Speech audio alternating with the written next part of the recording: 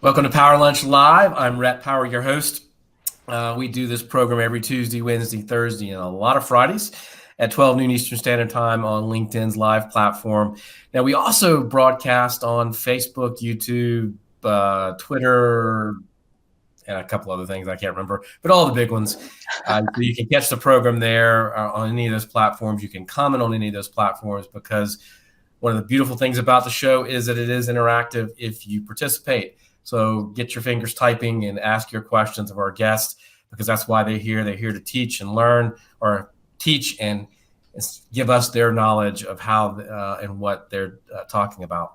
And that's all. That's the whole point, right? Is for us to learn from our guests so that we get better at what we do.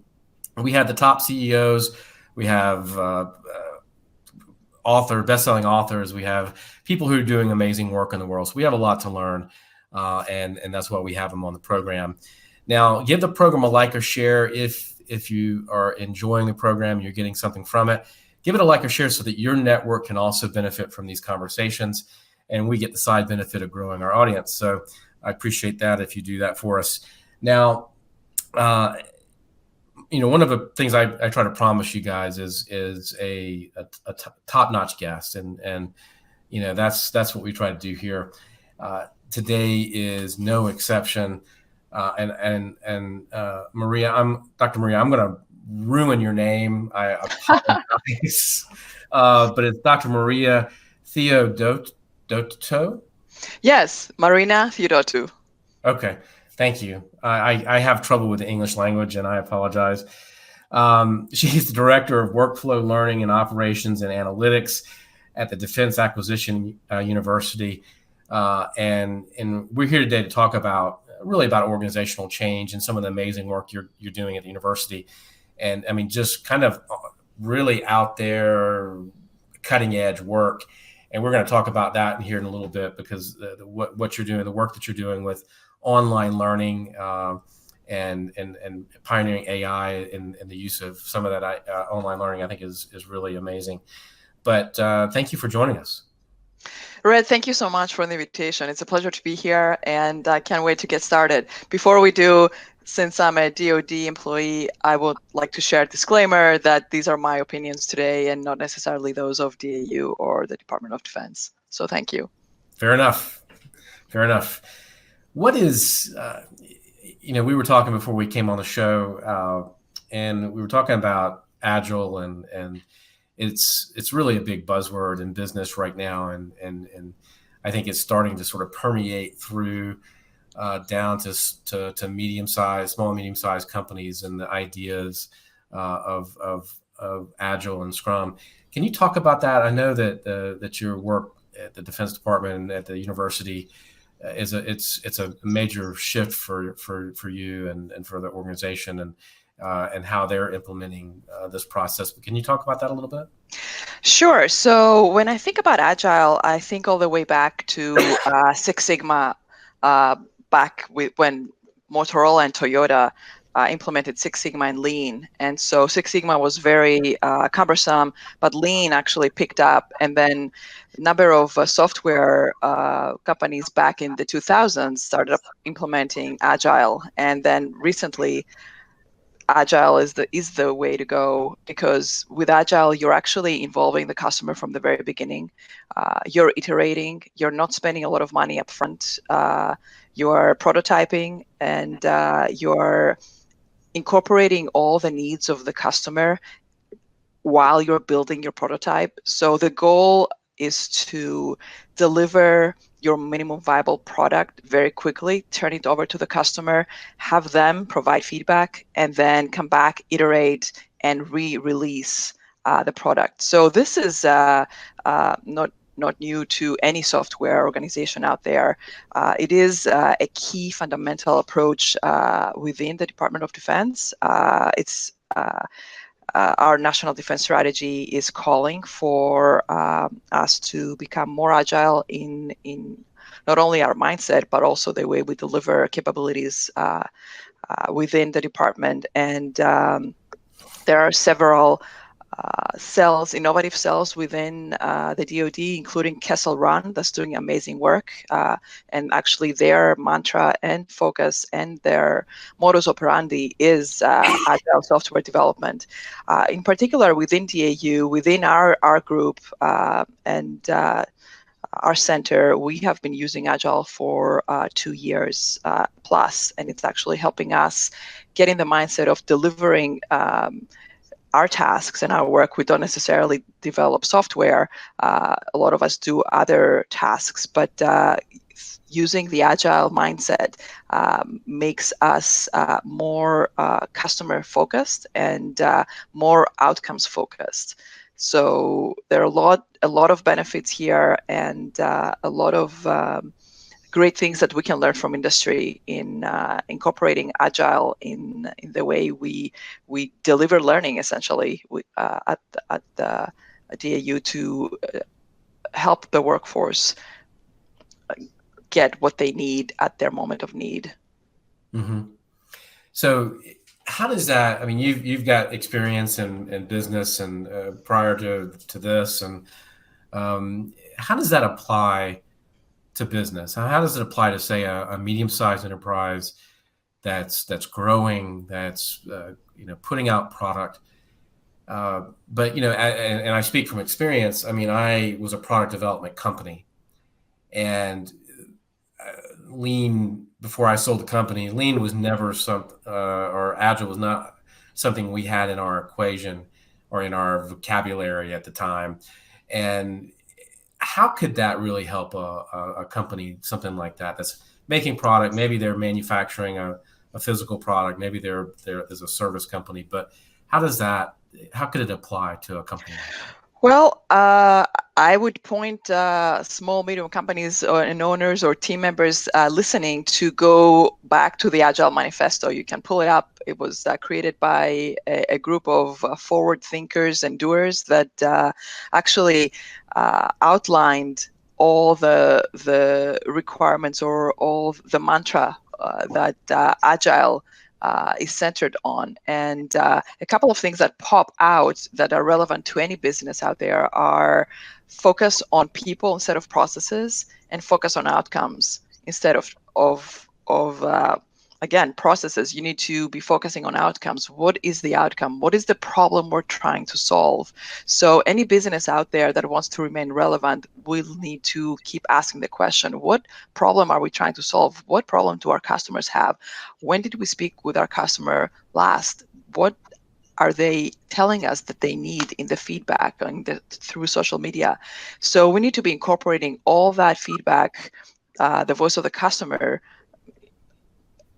back into the way we develop and deliver the product. So in terms of outcomes, if we deliver a product in less time and more efficiently, then a small business will be actually more productive, and they will be able to see improvements in their performance and numbers. Jumping over to the private sector, the idea is to serve customers and generate value and improve the bottom line of the organizations. Since you're asking about the small business perspective, so having worked in the private sector and having had also my own consulting firm several years ago, that was the approach. And do you think Agile is something that across obviously the DoD is taking it very seriously, but the DoD is often a lot more forward thinking than other government agencies, I think, because they have to be. Is that a mindset, you think, or a process that is relevant to across government? Absolutely. And this, again, it's my own opinion. Sure. Not necessarily that of the DoD or the federal government, but we are seeing a number of federal agencies that are implementing Agile, and one of that pops to mind is the GSA, that has actually done tremendous work, not only in Agile, using Agile, but also implementing AI to review contracts and cut down the time of that that it takes to do several processes. So there's definitely a drive and a focus on becoming more agile, so that there's better focus on outcomes for the citizens, if we're talking for broader federal government, and using taxpayer money in a more productive way. Does it streamline management, or does it streamline sort of the structure of an organization? I mean, does it help? Because a lot of organizations, for example, I've got a customer right now who's a fairly sizable. I have 1,600 employees, and they're a client right now. And what we're trying to do is sort of redo their management structure and make them more linear and make them more flat, so that because they had 4 or 5 layers of management, and it just was cumbersome. The decision-making process, innovation, I mean, everything was just completely bogged down in this bureaucracy that got created over 60 years of operation, right? And so is Agile something that we could think about in terms of helping them shorten their, or how does it impact management, I guess? Go ahead. Yeah, sorry. So that's a good question. So organizational change, you're hitting something that I'm very passionate about and I focused on through my doctoral studies. And so how does Agile come into play into organizational change and making sure that the organizations are set really not they're set up to deliver outcomes. So thank you for answering that question. Absolutely. So the bottom line, so the bottom line for you use an example of this 1,600 employee organization that is quite bureaucratic. So I would recommend going back to the basics and going back to the customer. What product are they producing and why are they producing it? What needs are they trying to address for the customer? And then draft the customer journey. What does the customer experience when they are receiving the product? How does their user experience, which is the whole journey that the customer feels when they come into contact at any point of contact with that company? So an agile approach would allow the leadership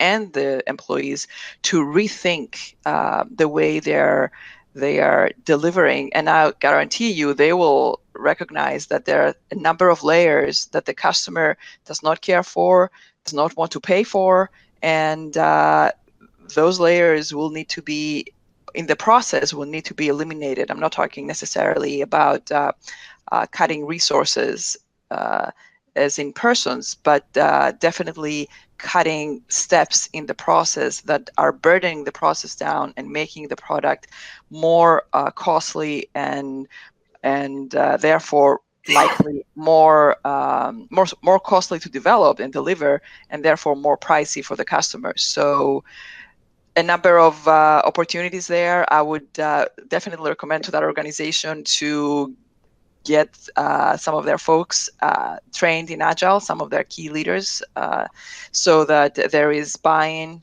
across the organization about Agile, and it's not just a shiny new methodology. Exactly. So that there's championing at the top, but also key decision makers, but also the doers within the organization will need to embrace the approach, and that can happen through learning, but also through example. If the leadership is embracing this and they're showing it with their actions by rolling up their sleeves and sitting with the doers of the organization to actually figure out what needs to happen, then the example that you shared of that 1,600 employee company would see definite changes. It is not easy, it's complex, But again, it starts with learning and training, and the mindset. Mindset is very important. Growth mindset. Carol Dweck, I can't stress that enough. We can have the best processes, but if we don't have the mindset, then we're not going to get very far. So get training, get the right mindset, motivate people, be engaged, and focus on the customer. Yeah, I mean, they are in a stage where it's a matter of survival, I think now, right? And so they know that if they don't make these huge cultural changes, huge changes in management and structure, that they're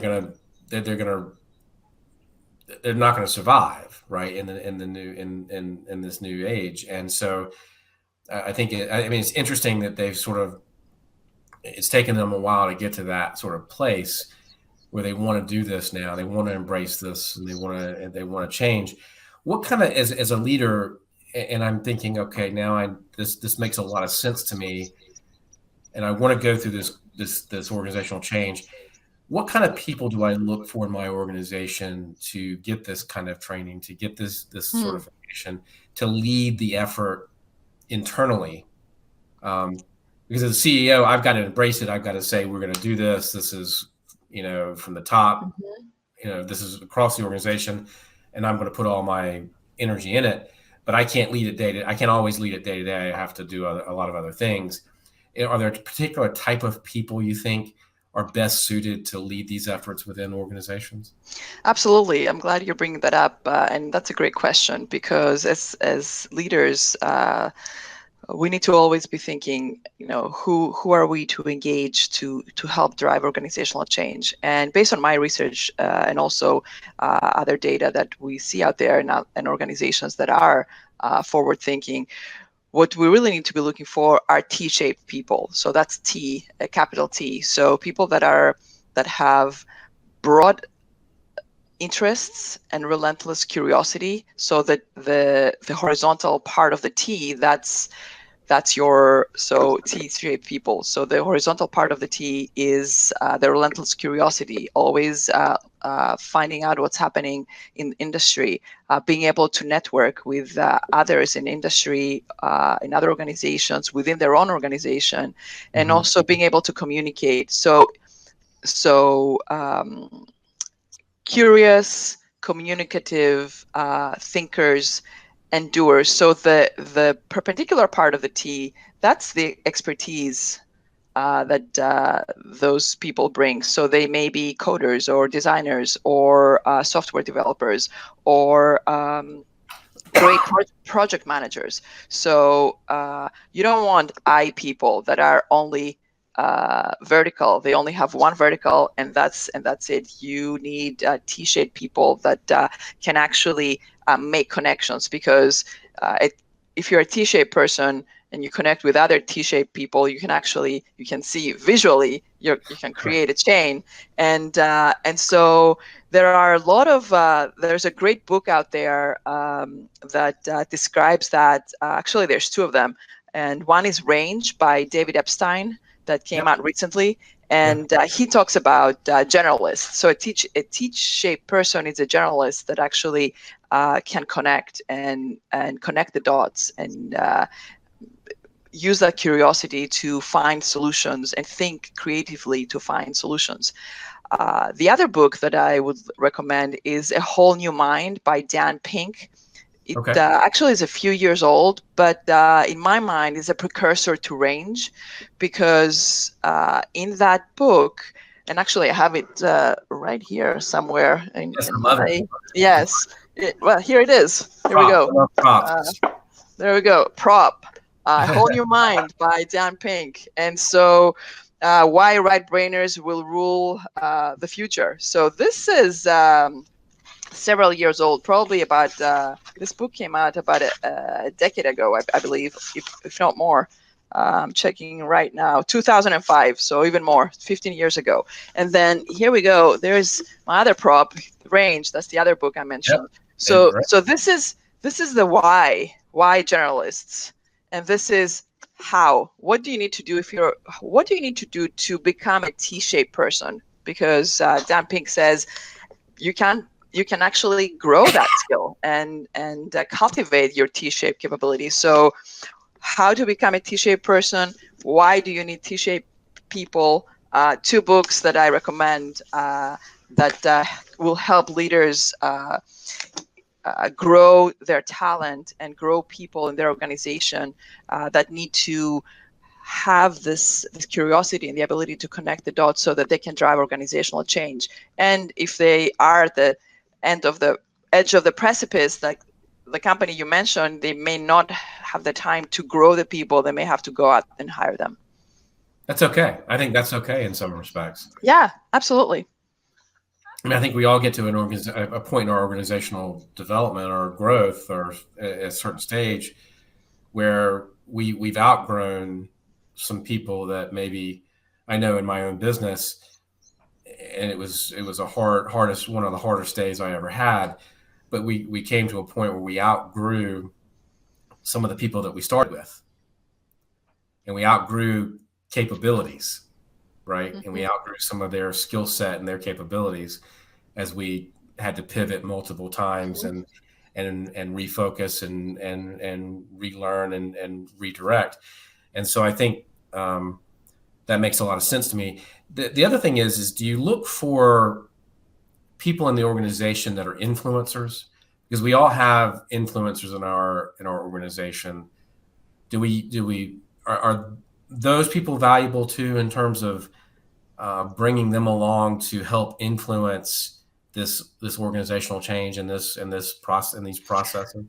Absolutely. And actually, before I go to the influencers, I wanted to pick on something you mentioned and pull that thread, because you mentioned that in the organization you were previously, some of the folks outgrew the capabilities or their skills. You outgrew the capabilities. So to me, that points to upskilling, the need to upskill and reskill, which are 2 critical areas that organizations are faced with nowadays. And we've heard Amazon wants to upskill 1/3 of their 400,000 employees in the next 7 years. PricewaterhouseCoopers is doing the same, and a number of other organizations. So the velocity and the volume of change, and that's brought by digitization and AI and demographics and other key drivers, are forcing us to rethink about the skill set of our workforce to and to explore ways to provide them the opportunity to upskill and reskill. So by upskilling, we mean, hey, let's give you opportunities to deepen your skill and become better at what you're doing. So software developer, for example, can upskill by learning or deepening their expertise in a new language, right. Computer language. Reskilling is somebody who will be diverted from, let's say, today you're doing medical transcription, tomorrow you're actually producing webcasts. You're reskilling, you're using some of the skills that you have to create a new set of skills that are more needed going forward, because the medical transcription will actually be done by the AI, and your previous job is not going to be needed. So that was the thread I wanted to pull on the upskilling and reskilling. But going back to your question about influencers, clearly we've seen in the last probably 10-15 years how influencing has been driven by social media and the ability to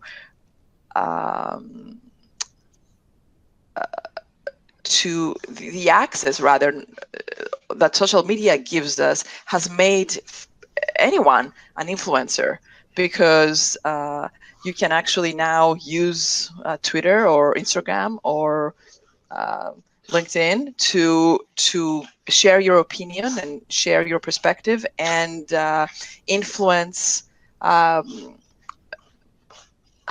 organizations and companies are producing content and products. So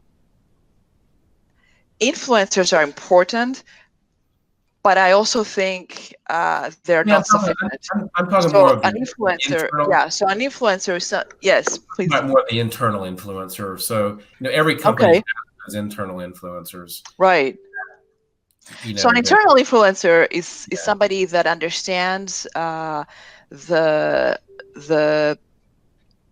critical key drivers right. within the organization, but is also somebody who is able to connect the dots, and is also somebody who is good at building relationships with organizational members at all levels. So an influencer is somebody that brings all of that capability in and is able to um, inform decisions based on their ability to connect the dots, engage the right people, the right decision makers, but also build a followership across the organization at all different levels. Influencers are important, but again, in my mind, they're not sufficient. They need to not only be talking, but also doing. So I think an influencer is somebody that, in addition to the three elements that I mentioned earlier, is somebody who is actually able to implement and roll up their sleeves and do the things that they're trying to influence others on. Does that make sense? It does. So I mean, Yeah, it sounds to me like when you're talking about organizational change, you're talking about, say, introducing something like Agile. You need your people, your T's, right. but you also need your influencers who help Yes. sell that product and that process to others in the organization. Yes, absolutely. So they need to be brought along in that whole. Absolutely. Yes. Um, and I think everybody realizes who those people are. I think as leaders, we know who those people are in our organizations who are really key to making this work. We should, if we're not doing a very good job, if we don't know who those people are. You've talked a lot about. I read an article you wrote, I guess late last year, and talked about getting ready for 2020 in it, and I found it really interesting because I think there were 10 things to do to get ready for 2020, and it was what I found interesting about it is and one of the things I found interesting was this, preparing to use data. I was talking about data and how important data and in terms of learning and decision making and is going to be. And I had a couple questions from that. Why do there's so much data out there that we have access to, whether it's big business, small business, medium size. I mean, there's just so much more data that we have now that we have access to if we want it, to help sort of drive our decisions. How can companies get ready and to understand data better and to use it in decision making? And how do they hire for that? How do they how do they prepare themselves to use data in a real and meaningful way? Because I think particularly in the size companies I work with, small, medium-sized companies, growing companies, new founders who are startups, is my main client, and sometimes the data is overwhelming, right? And sometimes the Right. data and how to use it is, and what kind of skill set do you look for in a person to bring them on to help you use data better? If you're not, a lot of people I work with are product people. They've done the software. They're great at coding, or they're great at this particular thing, but the use of data is somewhat overwhelming. It is. It is actually a great question. A lot of elements packed in there. So I'm going to try to unpack them, starting from the article. So kudos to you for doing. It sounds like you did a lot of research, and thanks for reading my article. This was for our audience. It was an article that was published by the Chief Learning Officer magazine. I believe it was early January of this year, and in that article, I summarized my takeaways from the Chief Learning Officer conference that took place in Chicago last October. So what impressed me is and why I wrote the article, and I was inspired by all the leaders that we heard from. So this was a learning and development conference. So you had a number of chief learning officers and leaders speaking about how are they preparing for 2020 and what it is that they're doing, exactly the questions you're asking. So data is critical. And so we heard from the chief learning officer of PepsiCo, chief learning officer of let's see, Deloitte, a number of other organizations. We had Heidi Abeli from Skillsoft. So a number of thought leaders that would actually be great for your program here. Indeed, yes. Yes. So other thought leaders that are leading their teams and their organizations in this, again, the velocity and volume of change that that was actually this particular sentence was coined by the chief learning officer of JP Morgan Chase, Jesse Jackson. So I really like what he said, the volume and velocity of change. It's so critical. And so data, there's trillions, probably, of data developed every, I don't have the exact number in front of me, but it's a staggering amount of data that is being developed every second nowadays, given social media. And so which data is important to us as organizations? How do we navigate through data?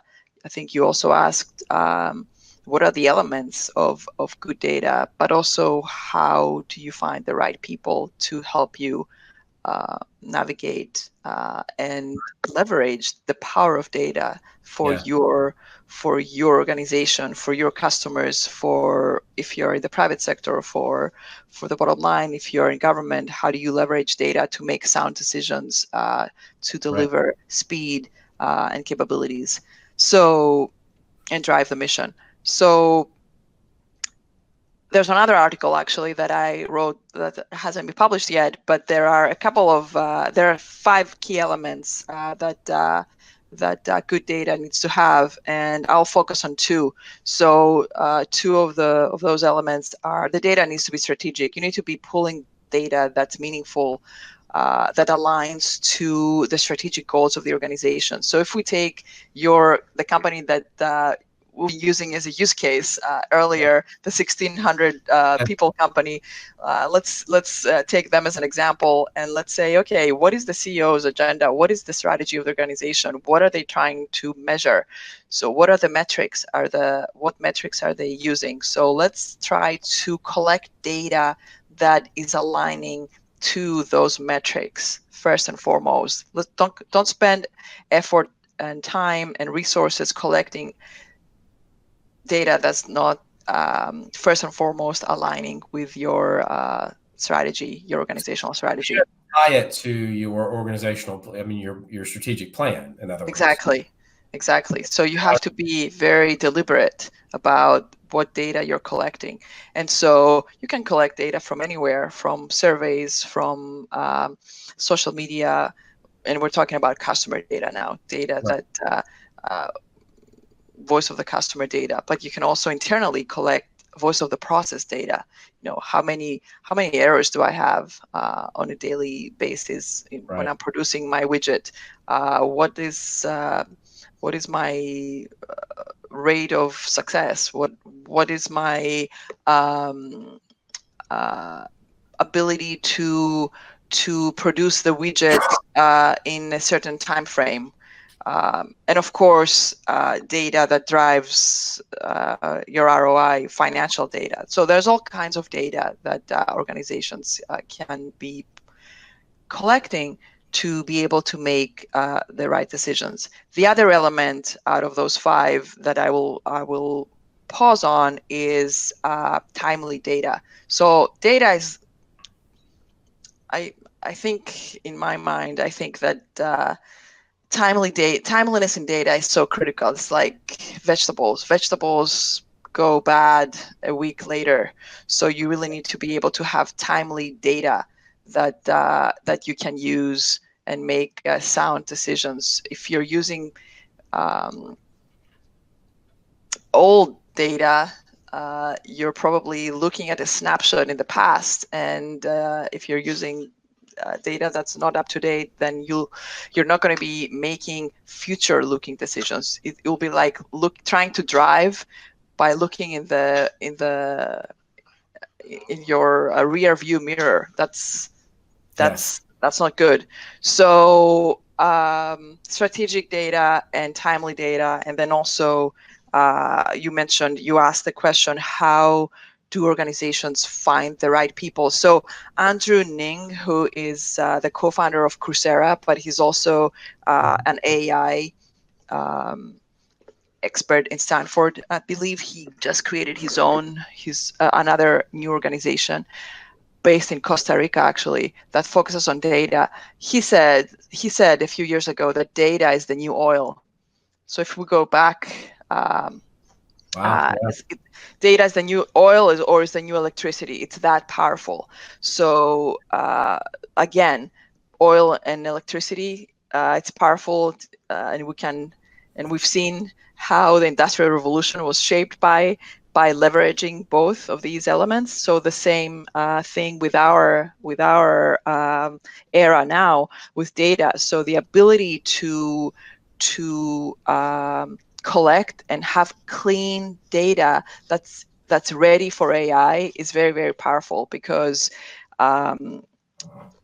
AI experts will tell us that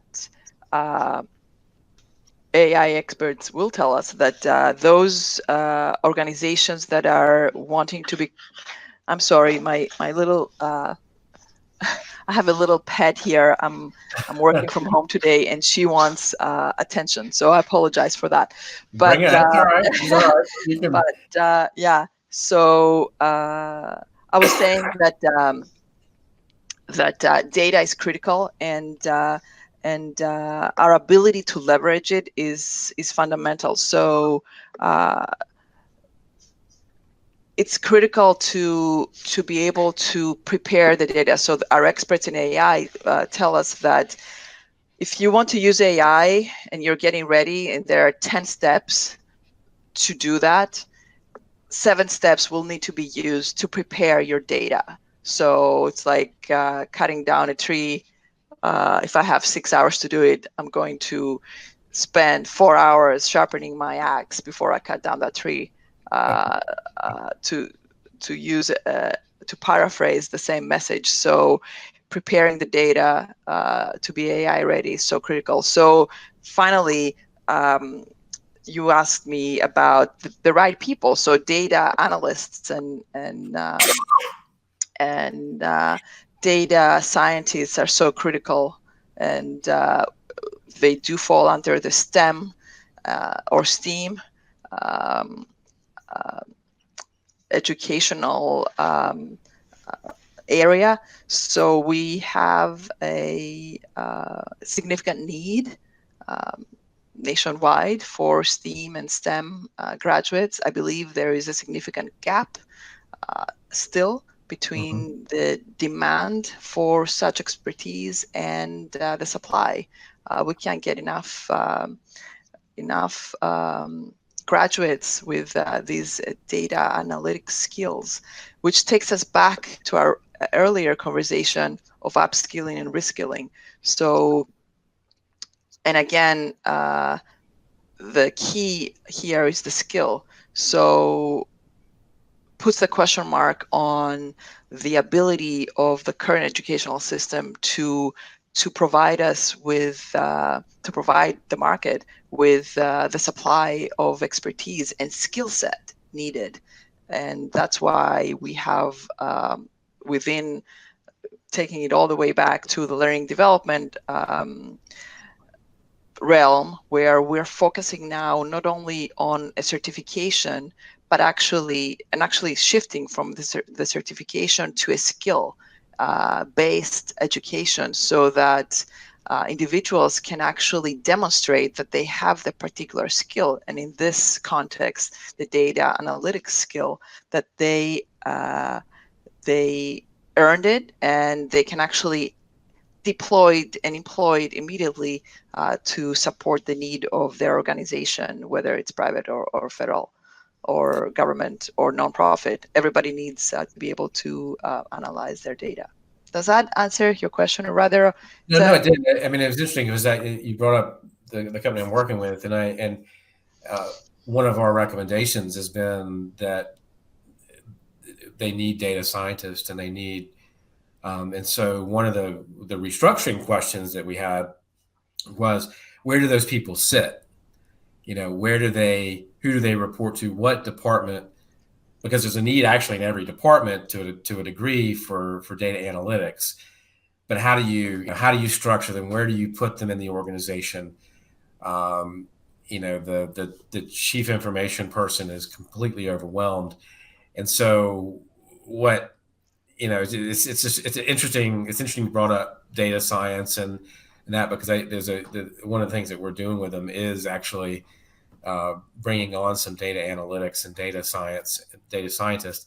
But it's a question now. Okay, how do we put them into the organization, right? Mm-hmm.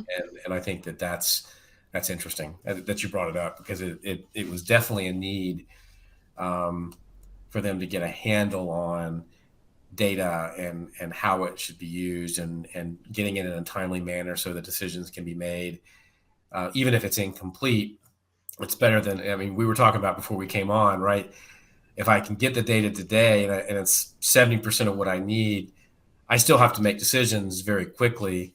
I can't wait 6 months to get that data and have 100% on that data, right? I need that data now to drive decisions. And so, and they're just very behind in that. And so I think that it's interesting. It's just interesting that you brought that up. What, for you, I want to we're getting close to an hour here, but I want to get into the work that you're doing at the Defense Acquisition Agency or university. And because this is staggering to me. You guys do over 1 million online courses every year. You have 10 million visitors to the site. And you're using AI to power courses. You're looking at how to increase information retention. Can you talk about some of that work and some of the innovation that you're making in sort of online learning? There's an amazing team at DAU. It's not just me, by no means. Right. And actually, a lot of my colleagues are driving that. So, first of all, kudos to your research again. It looks like you did your homework and you went to the DAU website and found some information.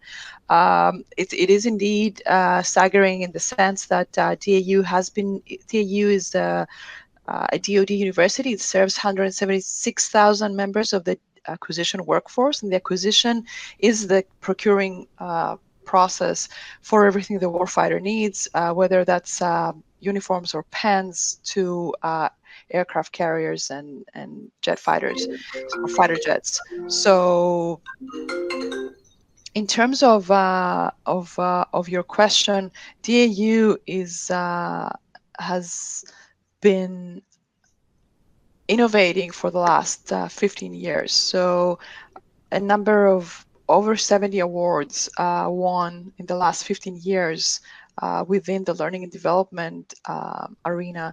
And this year, our president, Mr. Jim Woolsey, was selected as the Chief Learning Officer of the Year.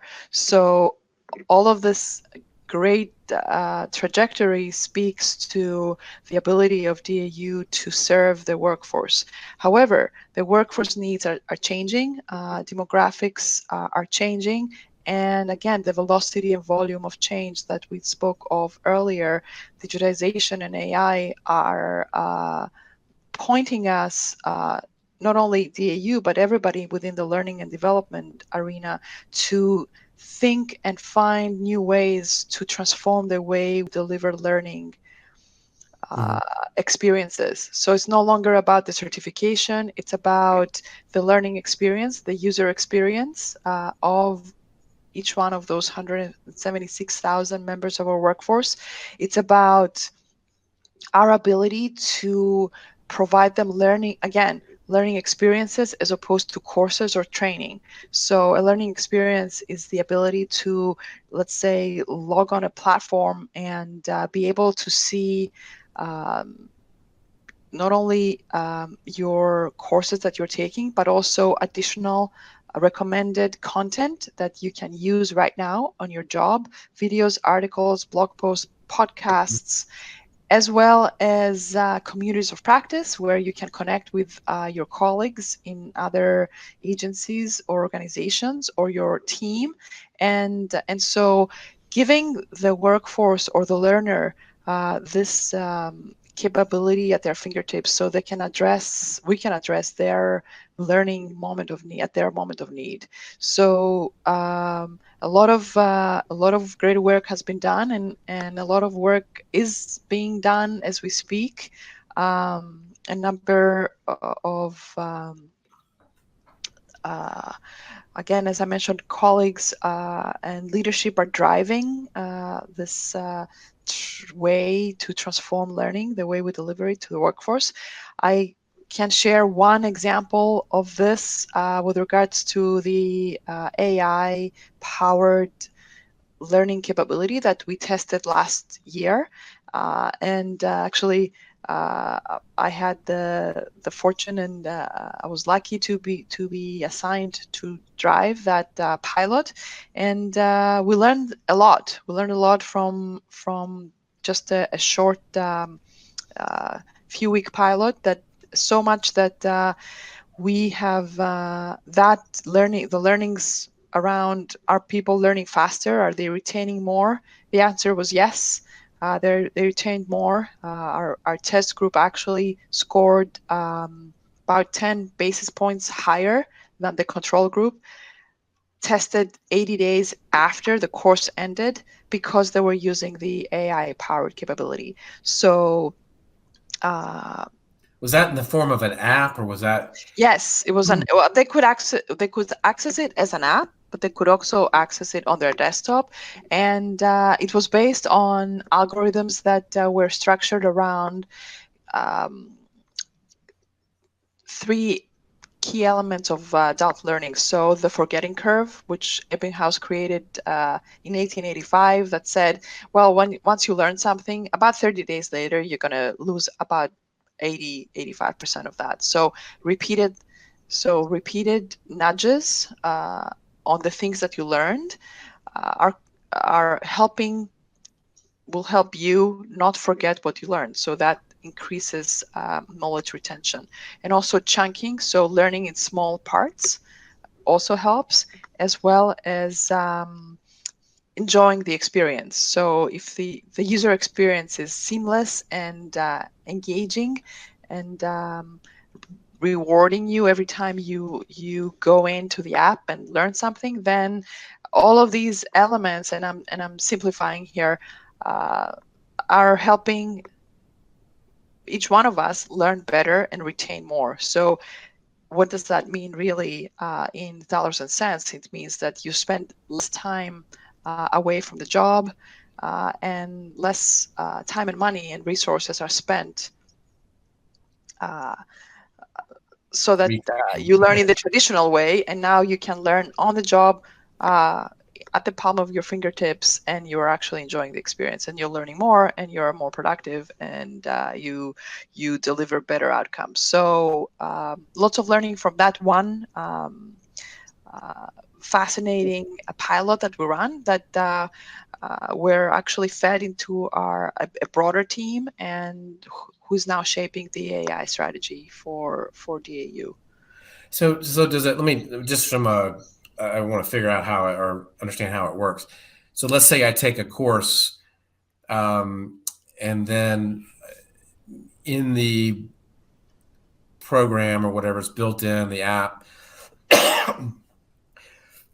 it I get key reminders at intervals or different times. Let's say I get a pop up on my phone that says, "Do you remember this? Is Mhm, it like mhm. that? Is that what it Yeah, essentially is? yeah. Actually, yes. Or Yeah, is it more of a exactly. game that where I get points or I Ex- get All of the above. So yes, this particular vendor we worked with had developed this capability that was based on proprietary algorithms that actually uh, worked very much along the same lines as you described, okay? and there are several capabilities out there, and the trends in learning are changing as we speak. You have now virtual reality. You wear the goggles, and you're actually inside the experience, and you learn by doing, wearing your goggles. You have holograms. You know, your professor suddenly appears in front of you, and you can ask them questions, and they discuss uh, that week's lecture. So a number of these capabilities that are transforming learning are being tested in various universities or implemented even in various universities, and it's very, very exciting to be able to harness technology and AI to help us learn better, because learning, as you pointed out at the very beginning of our conversation, is what we're here to do. We're all learning. Lifelong learning is what's going to help us navigate these times of change. And this is a completely random question, only because it's in the news now, and I think it's fascinating. Um, Coronavirus is shutting down universities. It's shutting down conferences. It's shutting down all these opportunities for us to get together to learn. And I mean, even at the elementary school level and the high school level, I mean, it's shutting down so much of what we do every day, right? And it's changing our lives, probably for the short term. But I think it's an interesting question. Do you think it is going to drive some innovation and drive some organizations to rethink their strategy in terms of learning? Because I know, you know, I love going to conferences and hearing speakers and going to seminars and learning that way. Um, and maybe that's just because I'm old school in that way. But is it going to force innovation and change in a lot of organizations and make them rethink how they how they do that, how they learn in that way? You know, you're bringing up a great question for us to ponder on, and we're not medical experts by no And means, right, so we don't know how the virus is going to affect us. But right, thinking at it from a learning and development perspective, my father used to always say that necessity is the mother of invention. Which he's is right. it's a quote that rings true right now. So a number of conferences have been canceled. And what I'm seeing now on LinkedIn actually is a number of initiatives popping up of online conferences, Yeah, and people trying to close that gap, and of the need to learn and engage by going online and doing conferences online. So we may very well see some new new ways of engaging online, certainly within the learning and development arena, that this current impact of of the coronavirus is accelerating. I think that there's been a lot of work already being done, uh, and there have been a number of conferences that happen completely online before the coronavirus right. Yeah, has spread around the world. But we may see that because of its again velocity and impact, it will accelerate this innovation around learning and development and connecting virtually and conducting these interactions. Well, one of them is what we're doing right here. Right. We are having a conversation live via a web live stream, and let's see what happens. We'll only be able to tell in hindsight. Right. Right. Well, this has been fascinating. Thank you so much for being on the program today. I appreciate it very much. Rhett, thank you so much. I really appreciate the opportunity, and I hope our audience got a few things out of the discussion today. I certainly did, and I appreciated all your great questions and also your great research and Thank you. preparation to get us here. So thank you so much. You're welcome, and then thank you for spending some time with us today here on the Power Lunch, wherever you are, whether it's early in the morning, late in the evening, or lunchtime like it is here. And have a great day. We'll see you tomorrow. We've got another great program. If you want to look at the schedule, the upcoming schedule, listen to the podcast, listen to past episodes, go to powerlunch.live, and you can find that website. You can find all of that right there at your fingertips. And until then, have a great day. Go out and do good work, and we'll see you tomorrow.